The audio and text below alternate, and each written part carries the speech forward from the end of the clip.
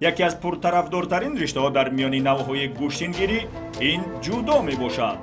ин риштаи варзишӣ солҳои ахир рушду нумӯи қобили таваҷҷуҳе дошта, омодагии варзишгарон, сатҳу сифати мусобиқаҳо ва иштироки ҷудокорон дар мусобиқаҳои сатҳи байналмилалӣ сол ба сол бештару беҳтар шуда истодааст.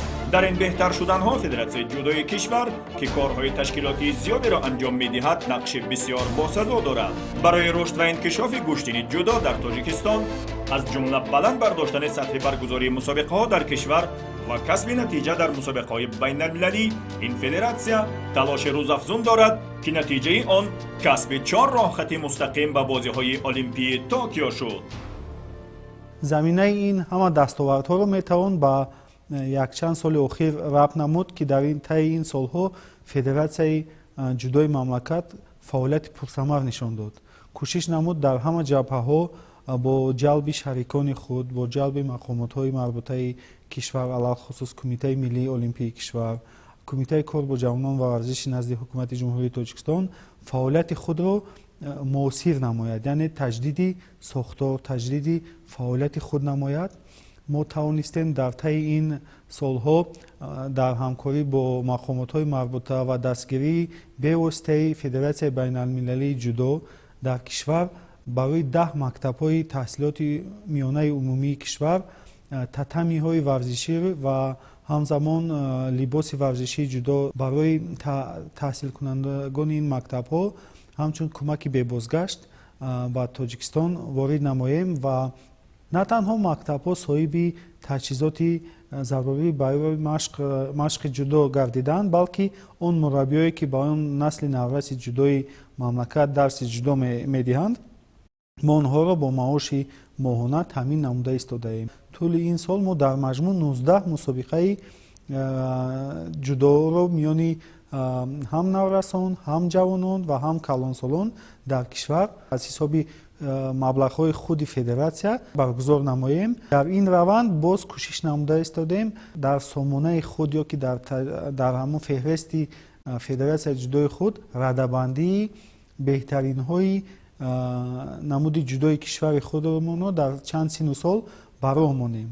ҳамзамон федератсия кӯшиш намуда истодааст, ки бо рушди он илму технологияи муосир, талаботи замона фаъолияти худро низ мутобиқ гардонад. дар ин раванд мо аллакай сомонаи расмии Федератсияи ҷудои мамлакатро ба роҳ мондаем, ки дар он тамоми маълумот вобаста ба фаъолияти варзишгарони намуди ҷудо, дар маҷмӯъ ҳама он масоиле, ки вобаста ба ҷудои тоҷик ва ҷудои ҷаҳон аст, дар ин сомона пешкаши мухлисон гардонида шудааст. ҳамзамон дар сомонаи мазкур варзишгарон метавонанд соҳиби картаи худ бошанд, яъне ки маълумоти муайян вобаста ба ҳар як ҷудокор бо расму он сабти рақобатҳои қаблии худ онҷо дастраси мардум аст. саҳифаҳои расмии Федератсияи ҷудои мамлакат дар саҳифаҳои иҷтимоӣ низ ба роҳ монда шудааст ва дар ин саҳифаҳои иҷтимоии худ Федератсияи ҷудои мамлакат пайваста маълумоти саривақтиро аз набарди айни ҳол ба анҷом расида ё ки қаблан баргузор шудаи ҳар як варзишгаро ба мухлисони худ дастрас намоянд. воқеан ҳам охирин мусобиқаи байналмилалии ҷудо, ки ба таври мустақим дар телевизион, интернет ва саҳифаҳои иҷтимоӣ пешкаши мухлисони тоҷик шуд, чемпионати Осиё уқёнусия буд. дар ин мусобиқаи қоравӣ варзишгарони наврасу ҷавони кишвар соҳиби 9 нишон гаштанд. аз ҳайати мунтахаби ҷавонону наврасон 4 нафар ба рақобатҳои финалӣ баромада дар маҷмӯъ ба 1 тилло, 3 нуқра ва 5 медали биринҷӣ даст ёфтанд. ин дастовард умед ба ояндаи риштаи ҷудоро бештар карда бархе аз ин ҷудокорон ба мунтахаби бузургсолон низ ҷалб хоҳанд шуд. 5 роҳхат, мисол роҳхатбозии олимпӣ ва медалҳои гранд-слам, мисол наврасон, аз он шаҳодат медиҳад, ки ҷудои тоҷик хеле ба як қадамҳои калон ба пеш рафтааст. агар ба медалҳои ба дастовардаи бачаҳои тоҷик дар чемпионати Осиё ҳанӯз назар кунем, боварӣ дорем, ки мо ҳатто нақшҳоро омода кардагим барои мусобиқаҳои оянда чанд тан бачаҳое ки ҷавонон буданд аз соли оянд бигем аз соли нав аз ҷавонӣ мебароянд ва ба калонсолон шомил мешаванд. мо чанд та бора даъват кардагем ба тими калонсолон кишвар кор мекунем ба онҳо. мо боварӣ дорем ки ба як ҳамон мақсадҳое ки гузоштагем, имсол ки бозиҳои осиё ва чемпионати ҷаҳон баргузор мегардад, хеле соли муҳим аст.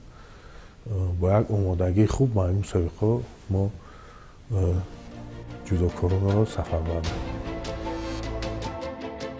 امسال یکی از رویدادهای مهم عالمی ورزش بازی‌های المپیک توکیو بود و 4 جودوکار سامان محمدبکov، اکمل مرادov، کامران شاه استاپیریان و تیمور رحیمov با تلاش‌های خود صاحب راه خط مستقیم گشتند. قابل ذکر از جودوکاران ما می توانستند صاحب 5 راه خط گردند، ولی چون از یک وزن یک نفر کشور را باید نمایندگی کند، بهروز خواجه‌زاده نتوانست در بازی‌های المپیک هنرنمایی کند.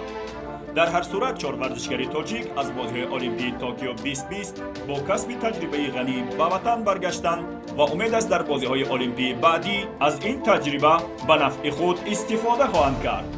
در سال 2021 در مجموع جودوکاران تاجیک از خارج از کشور 19 مدال برای وطن به ارمغان آوردند. از میان هیئت منتخب کلانسالان ورزشکاران معروف کشور تیمور رحیمov، کامران شاه استاپیریان، جهانگیر مجیدov، سامان محمدبکov و شهباز سیدابرارov در مسابقه‌های بین‌المللی صاحب 10 مدال گردیدند. این ورزشکاران از گراند سلم تبلیسی، چمپیونات آسیا اقیانوسیا، گراند سلم باکو، جام اروپا، گراند سلم ابودابی و رقابت‌های باشگاه‌های اروپا با کسب نشان‌های نقره و برنجی مخلصان تاجیک را شاد کردند. در میان ورزشکاران تاجیک بیشترین نشان را در سال 2021 تیمور رحیمov به دست آورده است. این ورزشکار نامآور تاجیک در انجام سال 2021 در 10 گانه برتری جهان میان سنگین وزنها قرار گرفته این سال را با برار خواند. سال 2021 یکی از سالهای پربرار برای من بود. من در چندین مسابقه‌های با نفوذ بیرون از جمهوری در داخل جمهوری اشتراک کردم و به من میسر گردید که در چندین مسابقه‌ها پرچم جمهوری تاجیکستان را بلند بردارم و در مسابقه بین اسطوره‌های جودوی جهان من مقام 5 را گرفتم که این بعد از قهرمانی جهان می ایستد و بعداً در مسابقه قطبی آسیا و اقیانوسیا که در شهر بیشکک برگزار گردید من سزاوار مدال برنجی گشتم و در 2 گراند سلم، یکی در گراند سلم باکو مدال نقره به دست گرفتم و در جنبستی مسابقه، در جنبستی سال مسابقه در ابودابی من مدال برنجی را به گردن آویختم.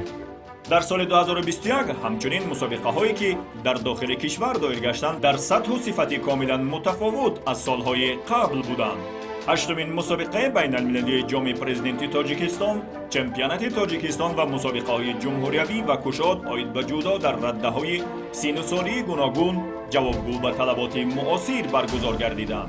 فدراسیای جودوی کشور با هدف رشد این رشته مسابقه‌های بیشتر از پیش را برگزار نموده تعداد آنها را به 19 مسابقه رسانیده است و تشکیل رده‌بندی جودوکاران تاجیک در هر سن و سال راه اندازی خواهد کرد.